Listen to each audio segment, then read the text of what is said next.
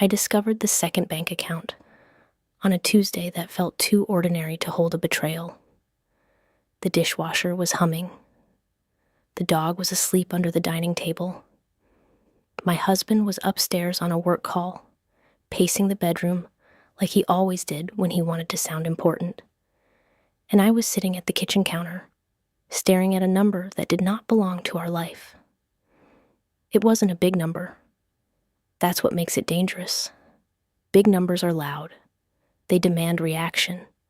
This one was small, quiet, out of place in a way that made my stomach tighten instead of explode. $486.72. Transferred out of our joint account at 2:13 a.m., labeled simply internal transfer. Internal to what? That question, that small, reasonable question, was the hook that unraveled everything, because there was no other internal account, at least, not one I knew about. And that's how it begins. Not with a missing house, not with a drained retirement fund, with a number that doesn't make sense, and a husband who says, "It's nothing." Within the first minute of noticing it, I felt the legal and financial anchor snap into place, not because of the money, but because of the timing. 2:13 a.m. Evan was asleep at 2:13 a.m., or at least he was supposed to be. I scrolled back. There were more. $320.11, $1,200, $950, $486.72 again, all labeled internal transfer, all between 1 a.m. and 3 a.m., all after my paycheck deposits. Not random, not impulsive, timed. My hands didn't shake. Shock doesn't make you shake. Recognition does. I heard Evan's footsteps overhead. His voice softened into that smooth professional tone he used on clients. "Yes, we're stable," he was saying. "Cash flow's fine." Stable. Cash flow's fine. I looked down at our balance. It was not fine. The mortgage payment had cleared 2 days earlier, but our cushion, the one I insisted we keep, was thinner than it should have been. Not drained. Just siphoned. I stood up slowly, walked to the base of the stairs, and called up, "Evan?" "Yeah," he answered, voice still polished from the call. "When you're done, can we talk?" A pause. "About what?" "Money," I said. Silence upstairs. Then, casual again, "Sure. Sure." The most dangerous word in a marriage when it's said too easily. I went back to the counter, opened my laptop, and logged into the full banking portal instead of the app. The portal shows more. The portal doesn't hide behind friendly icons. I clicked on linked accounts, and that's when I saw it. A second checking account. Same bank, different account number. Primary holder, Evan Mercer. Secondary, none. No joint status, no notifications, no shared access. Opened 14 months ago. My stomach dropped so slowly it felt deliberate. 14 months. That's not a mistake, that's a system. I stared at the screen like it might correct itself. It didn't. Evan's footsteps came down the stairs. He walked into the kitchen with his phone still in his hand, sleeves rolled up, expression neutral. "What's up?" he asked. I turned the laptop toward him. "What's this?" I asked quietly. He glanced down, and for a fraction of a second, just a fraction, his face went blank. Not confused, wiped. Then he smiled. "Oh," he said. That, again." "Yeah," he continued, shrugging lightly. "That's just a separate account." "Separate from what?" I asked. "From the joint one," he said patiently. "It's nothing. Nothing. 14 months of transfers, hundreds at a time, sometimes thousands, always after my deposits." "Why didn't you tell me?" I asked. He leaned against the counter like this was a casual conversation about paint colors. I didn't think it mattered, he said. I stared at him. You didn't think it mattered, I repeated. It's just easier for budgeting, he said. I move some money around for bills and investments. You get anxious about fluctuations. Anxious. There it was, the subtle repositioning. I wasn't asking because he hid something. I was asking because I was anxious. I closed the laptop gently. How much is in it? I asked. Evan hesitated just long enough to make the answer important. Not much, he said. How much? Like 12,000, he replied. 12,000. $12,000 I didn't know existed. $12,000 that left our joint account in pieces, like someone slowly siphoning gas from a car they planned to abandon. Why? I asked. For flexibility, he said quickly. Look, Claire, it's not a big deal. Not a big deal. 14 months. $12,000. No disclosure. No joint access. And it's not a big deal. I didn't argue. Arguing would have made him defensive. And I didn't need him defensive. I needed him careless. Okay, I said calmly. He blinked. Okay, he echoed. Okay, I repeated. I just wanted to understand. His shoulders relaxed. That was my first lesson in escalation. You don't escalate immediately. You observe. That night, while Evan slept beside me, I stayed awake and replayed the last 14 months in my head. The new truck, the sudden gym membership, the business conference in Scottsdale, the evenings he came home late, but not drunk, the new cologne. Patterns don't live in isolation. They braid. The next morning, I logged back into the portal before he left for work. The second account showed full transaction history. And that's when the second layer surfaced. Payments labeled Horizon Rentals, recurring charges for a storage unit, Venmo transfers to a name I didn't recognize, EM Holdings, EM Evan Mercer Holdings. My heart started beating slower. Slower is worse than faster. Faster is panic. Slower is calculation. I clicked into Horizon Rentals. Address, Bellevue, unit, type, 1-bedroom furnished apartment. Lease, start date, 11 months ago. 11 months. We had been working on our marriage 11 months ago. We had gone to counseling. We had cried. We had promised. He had already signed a lease. That realization didn't make me scream. It made me quiet. Because the second bank account wasn't about budgeting. It was about exit. The escalation moved quickly after that. I called the storage facility under the guise of a billing question. Hi, I said, voice steady. I'm calling about Unit 417 under Evan Mercer. The woman on the line confirmed the unit existed. Can you tell me what's stored? I asked casually.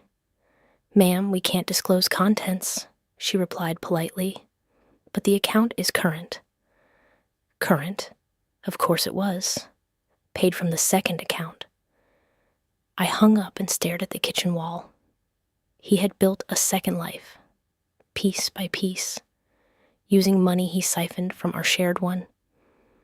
And I didn't know, because he said it was nothing, because he said I was anxious, because he said we were fine. The next escalation came when I opened our credit card statement. I wasn't even looking for anything, just scanning.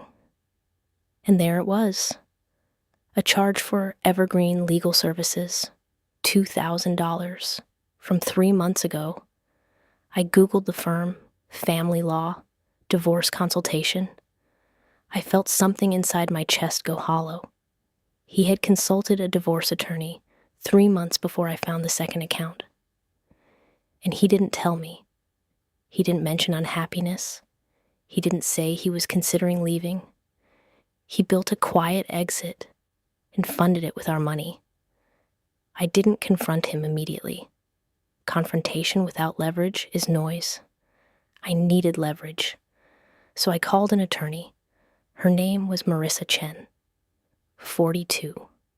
Direct, unemotional in the way professionals are when they've seen the same story 100 times. I found a second bank account, I said. She didn't gasp. How long? She asked. 14 months, I replied. How much moved? She asked. About 12,000 total. Maybe more if I count the lease. Okay, she said. We don't accuse, we document. Document. That word steadied me. Marissa told me to pull full transaction histories, screenshot the linked account screen, and export PDFs before Evan realized I was looking deeper. He may close it, she warned. That afternoon, I printed everything. Every transfer, every Venmo, every lease payment, every legal charge. Then I did something I never thought I'd do. I went to the apartment. Horizon Rentals was less than 15 minutes from our house. I parked across the street and watched the building. My hands were steady. My chest was not. At 6:42 p.m., a familiar truck pulled into the lot. Evan's truck. He got out, carried a duffel bag, walked into the building like he belonged there. Because he did. I sat there for a full minute after he disappeared inside. And that was the moment the emotional twist hit. Not at 70% of the story, but in the core of my body. The second bank account wasn't a safety net. It was an escape route. And I had funded it. I drove home slowly, fed the dog, answered emails, waited. At 8:17 p.m., Evan texted, "Running late, client dinner." "Client dinner, of course," I replied with one word. "Okay." He came home at 10:02 p.m., smelling like the cologne I had noticed months ago. He kissed my cheek. "Sorry," he said. "It ran long." I smiled softly. "Of course," I replied. He showered. I stood in the kitchen staring at the second account printouts on the counter. Then I did the one thing he didn't expect. I called the bank. "Hi," I said. "I need to clarify access on an account." The representative asked for my verification. Then I said the sentence that shifted the balance of power. "I am the spouse of the primary holder. I was not disclosed on this account. I need to know if marital funds were used to open it." A pause. "Ma'am," she said carefully, "the account was funded by transfers from your joint checking." "I need that noted," I replied. "It is," she said. "Good," I said, "because I will be requesting records under legal order." Silence. Then, understood. The next escalation was strategic. Marissa filed for temporary financial restraining orders before Evan even knew I had counsel. The motion included language about undisclosed accounts and asset dissipation. When Evan was served at work, he called me immediately. "What the hell is this?" he demanded. His calm was gone. "What?" I asked gently. "You hired a lawyer?" he snapped. "Yes," I said. "Because you did." Silence. "You went through my stuff," he accused. "You opened a second life," I replied. He exhaled hard. "Claire, it's not what you think." "It's exactly what I think," I said. His voice shifted into persuasion. "I was protecting myself," he said, "in case things got worse."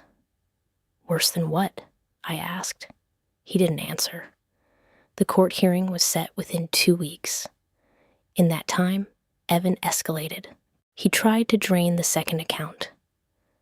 But the bank, alerted by Marissa's preservation letter, froze transfers pending review. He tried to move items out of the storage unit, but Marissa had already sent a notice preserving marital property. He tried to sweet-talk me. "Let's not make this ugly," he said one night. I looked at him and said the sentence I'd practiced in my head. "You made it ugly when you made it secret." The twist at 70% came when the forensic accountant, yes, we hired one, discovered something neither of us expected. The second account wasn't just funding an apartment, it was receiving deposits from a business account, EM Holdings, registered in Nevada, owner Evan Mercer, established 18 months ago, before the second account, before the lease, before counseling. He hadn't just prepared to leave, he had built a revenue stream I never saw. Side contracts, consulting fees, clients paid into EM Holdings, money never touching our joint account, money never disclosed in our tax returns, income hidden for years. The second account was only the visible part. The real story was income concealment. Marissa leaned back in her chair when the accountant finished explaining. He didn't just open a second account, she said calmly. He hid income. I felt my breath leave my body. Why? I asked. To control support exposure, she replied. To reduce reported income. To position himself better if he filed. He had been planning for years. The power reversal began not with yelling, but with paper. Marissa amended the motion to include undisclosed income and potential tax misrepresentation. The judge ordered full financial disclosure. Evan's attorney looked less confident at the next hearing. The judge's voice was steady. Mr. Mercer, did you disclose all income sources in prior filings? Evan hesitated. Yes, he said. The forensic accountant slid a binder forward. EM Holdings generated $187,000 in the last 2 years, he said. The courtroom went quiet. Where is that reflected? The judge asked. Evan's face paled. It's business reinvestment, he muttered. Answer the question, the judge replied. It wasn't reflected, because it was hidden. The judge's tone shifted. This court does not tolerate concealment, he said. Temporary exclusive use of the marital residence was granted to me. The second account was frozen, full accounting ordered. Attorney's fees assessed to Evan pending review. Outside the courthouse, Evan tried one last time. You're going to ruin everything, he whispered. I looked at him and felt nothing. You ruined it when you lied, I said. Months later, the final orders came down. Evan was required to disclose all income streams retroactively. Support was recalculated, back payments assessed. The Nevada entity dissolved under scrutiny. The apartment lease terminated. The storage unit emptied under supervision. The second account closed. The house refinanced in my name. I kept the dog. He kept his truck. But the balance shifted permanently because I didn't scream. I didn't beg. I didn't let the word nothing silence me. I discovered the second bank account, and in doing so, I discovered the truth. He didn't leave because he was unhappy. He prepared because he wanted control. Control over money, control over timing, control over narrative. But paper is louder than calm. Documentation is louder than persuasion. And when someone tells you it's nothing, and your gut says it's something, you check, you verify, you protect. Because the second account isn't just a number. It's a test of whether you believe what you see or what you're told. I chose what I saw, and that choice saved me.